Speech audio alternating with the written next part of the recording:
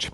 Manifestantes pró-governo Bolsonaro devem voltar às ruas neste sábado, 15 de maio, 2 semanas após os atos que mobilizaram milhares de pessoas nas principais cidades do país. Desta vez, o evento ganhou o nome de Marcha da Família Cristã pela Liberdade.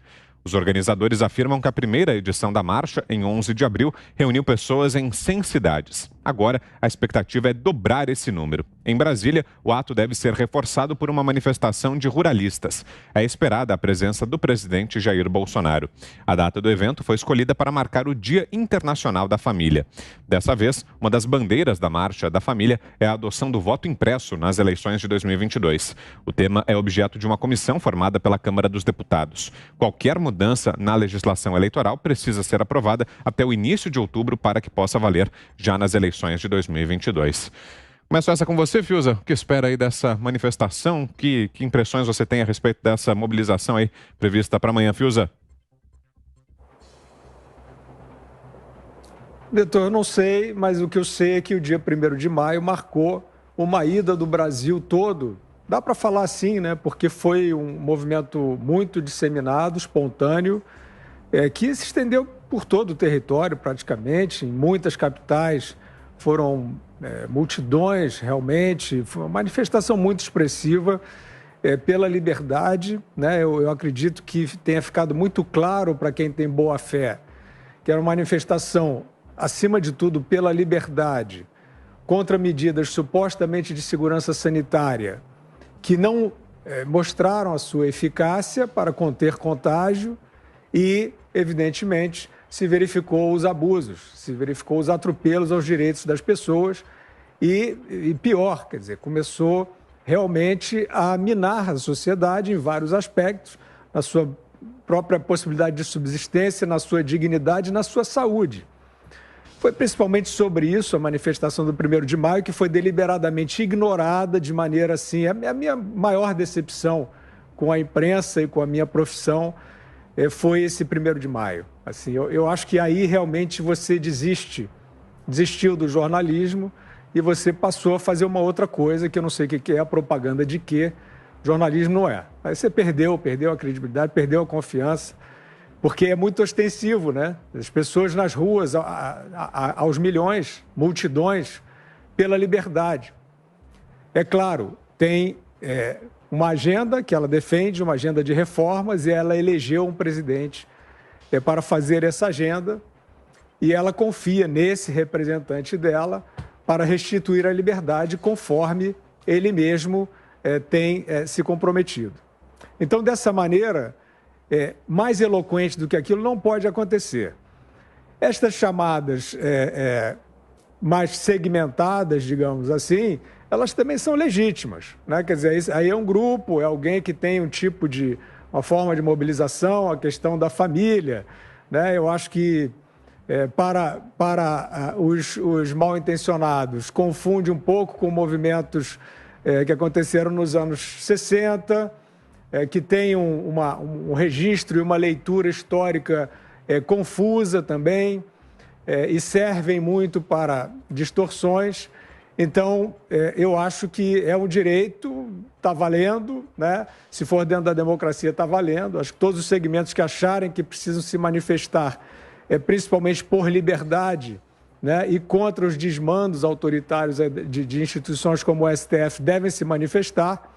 E é isso, o povo está dizendo que não aceitam determinado tipo de dominação que está acontecendo através de instituições, através principalmente nesse momento de governadores, né, e prefeitos, seguindo o que seria uma ética, uma suposta ética dentro da pandemia, e que o povo já entendeu que não é uma ética pela saúde, que é política e que é uma forma de dominação. É esse o motivo dos protestos.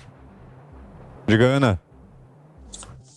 Super válido, né, Vitor? Acho que dentro dessa pandemia aí, tantas coisas foram empurradas goela abaixo, com o pretexto, com o manto da ciência, como lockdowns eternos, por exemplo, e até agora esses números do lockdown, até agora esses números não apareceram.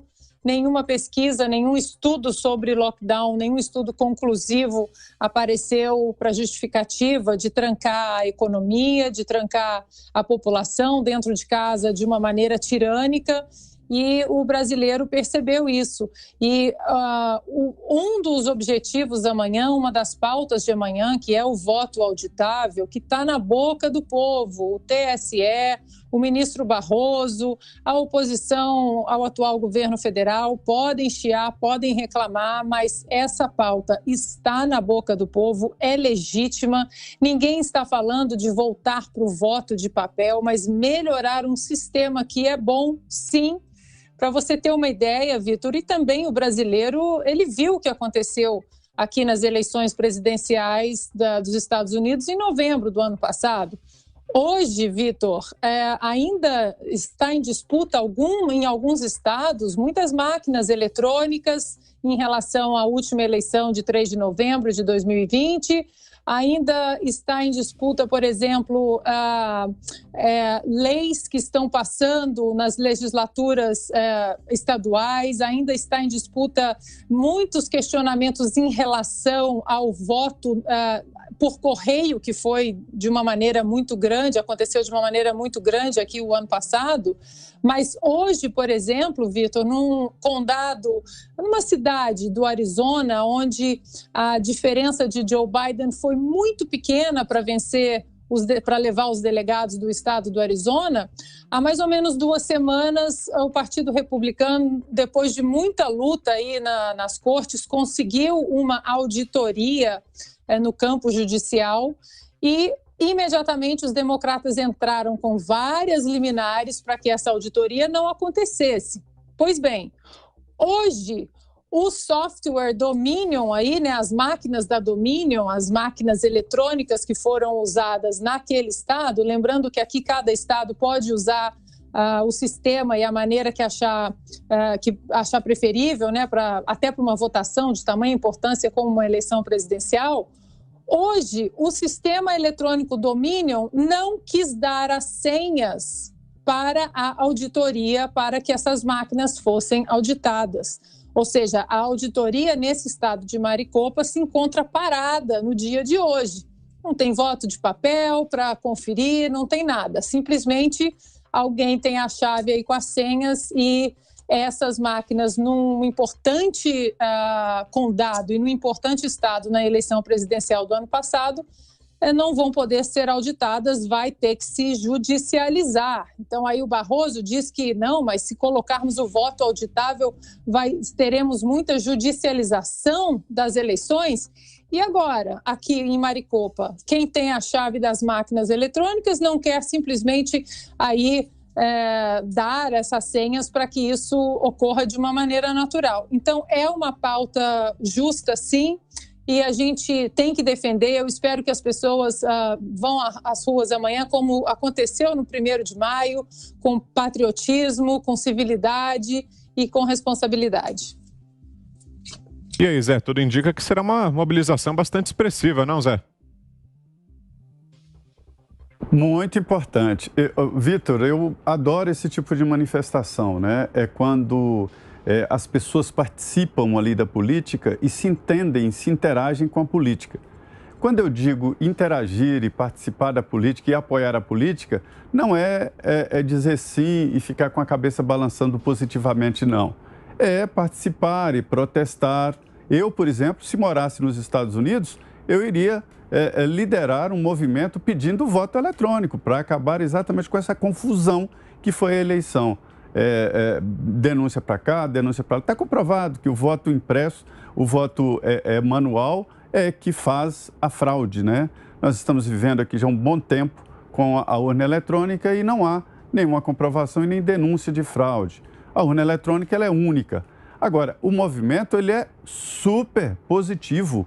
Hoje eu conversei no Jornal da Manhã com o relator desse processo e ele dizendo que vai ouvir a todos, inclusive sobre a possibilidade de fazer o que já vem sendo feito eletronicamente, só que pegar o impresso e no momento que quem apura a eleição é a própria urna, não é o TRE nem o TSE. E aí ele vê a possibilidade, as sugestões de que ali na hora se apura também os votos impressos para ver se coincide, né, com os votos eletrônicos. Então, eu acho um movimento super positivo e digo mais. A manifestação, a movimentação chegou a um ponto sem retorno.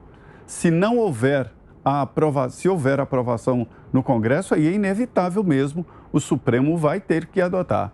E isso, um custo de 2 bilhões, 3 bilhões, isso para a democracia não significa muito, né? Já temos esse custo de 1 bilhão com campanha eleitoral, financiamento de campanha eleitoral. Custa 1 bilhão, mais 2 bilhões para o fundo partidário, então fica em 3 bilhões, que é o custo no ano eleitoral. Então, isso não significa nada. Então, se houver aprovação no Congresso, aí não terá outro caminho.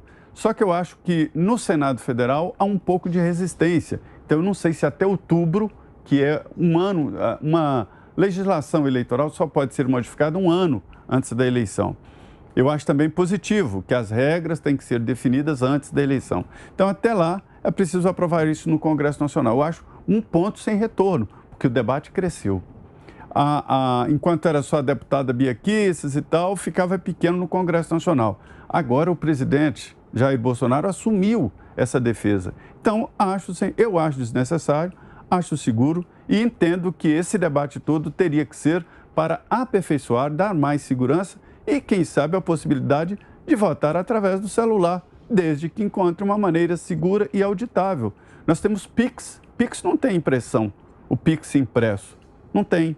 Nós temos transferência bancária que não precisa de impressão. Hoje você paga a conta, se quiser imprimir, imprime. Se não quiser, se mexe com o dinheiro, com a nossa vida, com as contas bancárias e não precisa imprimir. Alguns ainda imprimem, outros não. Eu não imprimo. Quem passa Pix não imprime. Quem passa cartão de crédito não precisa. Quer a sua via? O que adianta aquilo? Né? Ele vai desaparecer. Em alguns lugares não tem a via do cartão de crédito, te manda pelo e-mail, se você quiser. Então, veja bem, é a tecnologia, mas é preciso, sim, vigilância. Daí a importância desta manifestação de amanhã, não só por conta desse projeto que tomou conta, não adianta. Eu sei reconhecer, é o que chama o espírito do tempo, né? Então, assim, além disso, tem o lado da família. É preciso proteger a célula da nossa sociedade e da nossa vivência. Então, é por isso que eu acho que a manifestação será muito importante amanhã. E eu vou estar aqui na Esplanada dos Ministérios exatamente trabalhando e transmitindo aqui na Jovem Pan tudo que está passando por lá.